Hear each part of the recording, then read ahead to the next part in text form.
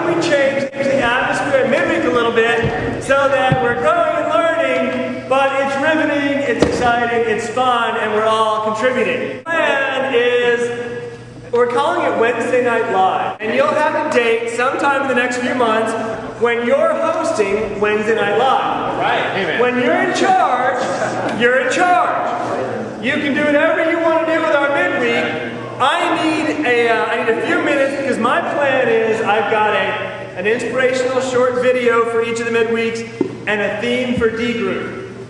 You can have the first half an hour of midweek. You can do good news. You can be creative. You can do a song, a skit. You can do a play. You can share from your heart.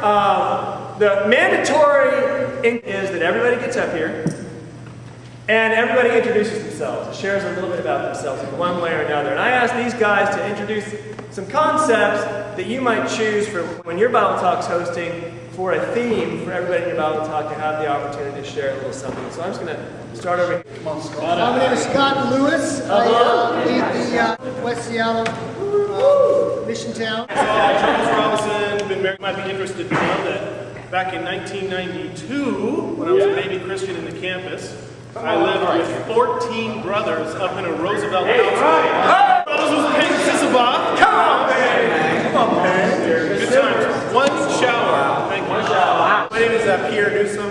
One thing you guys really want to share about is how God delivers on our prayers. He really works through and answers our prayers for us. My name is Paul Martin. Paul. Mission Town up in North Shore. Yep. And my idea is to actually share about the reason why you became a Christian or you studied the Bible. I'm Sean O'Brien. I help lead the Mingles ministry with Jay and Carolyn, my wife, Janae. And my idea for a midweek theme would be sharing deep convictions. So, We have a special little skit in mind for you. Feel free to improve the quality when it's your turn. We're going to take our place. a man has been holding a grudge against his neighbor, and it's making him sick. In a parable about the dangers of hidden resentments, two policemen come to investigate a report that someone in the neighborhood is harboring a creature known as a grudge.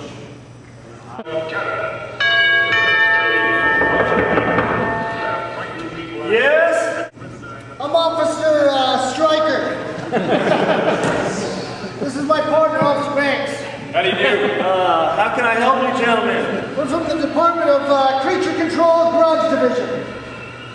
We're investigating a report that you're harboring a grudge.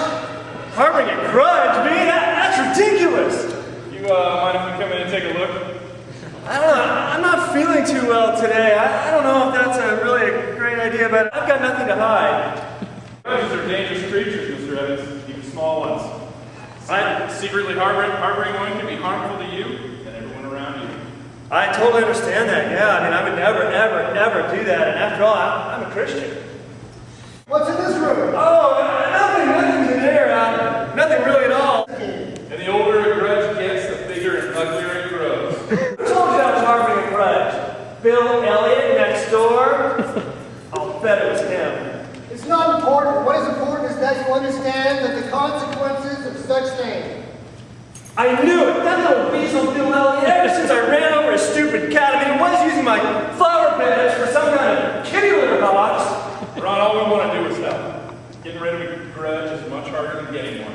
And we can only help you if you're going to cooperate with us.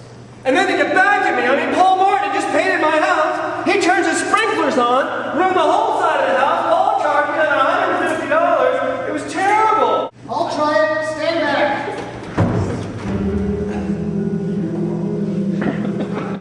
Be careful, it might be stuck in there.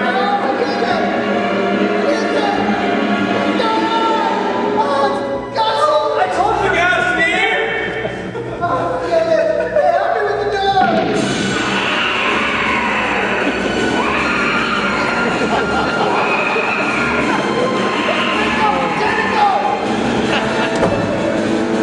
Oh, that was a big grudge. All right, I got something to tell you now. I might as well confess the whole thing. Why don't we sit down and talk about it? Tell us how it started. Well, it came right after I got upset with Bill about ruining my paint job. It was just sitting on the porch, and then it came up, this little grudge. It sort of just popped up on the porch, and it looked so cute and harmless.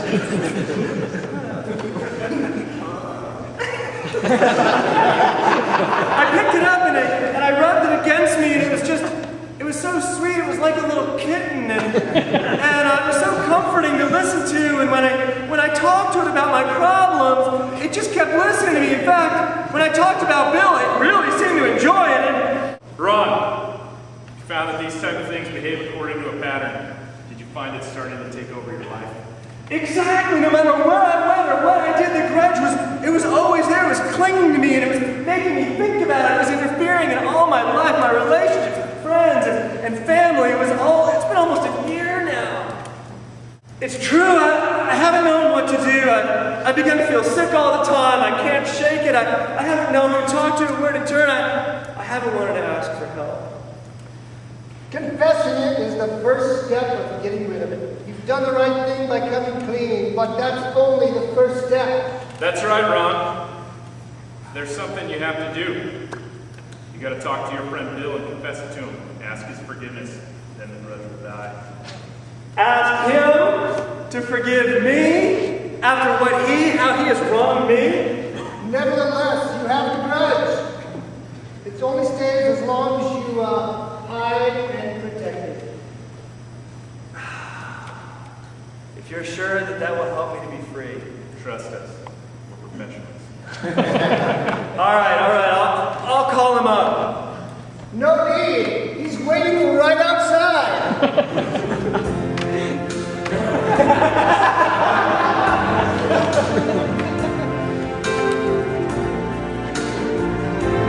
Hey Ron, I hope you don't mind I came over with these guys.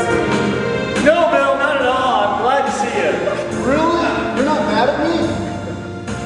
Bill, I've got something I've got to confess to you. Ever since our little conflict, I've been harboring a grudge toward you. I thought so. I've been worried about it. That's why I called these guys. Really? I didn't think you'd notice, but I'm glad that you called them out. I never would have listened to you, and I'm sorry for what I did, and I'm asking for your forgiveness. I'll forgive you, buddy. I never wanted us to have a falling out. I want to just say that I'm sorry for my part of this whole thing, too. Thanks, Bill. I forgive you, too.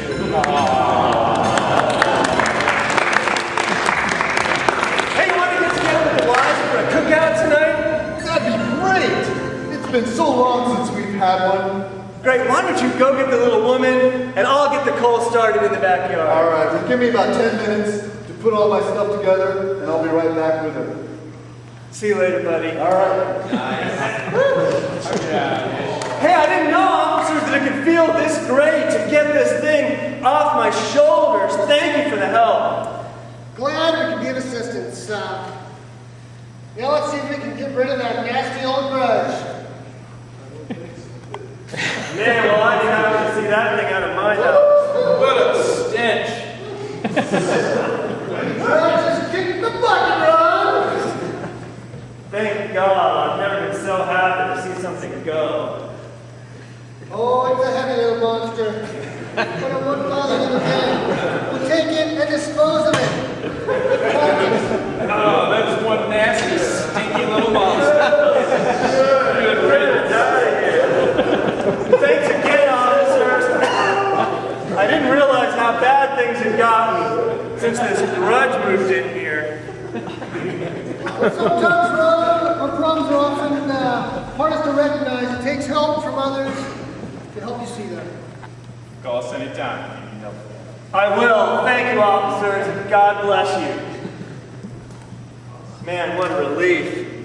Well, I better get ready for that barbecue. Betty will be so happy to know that we're friends again with our neighbors. And you know what, Lord? So am I.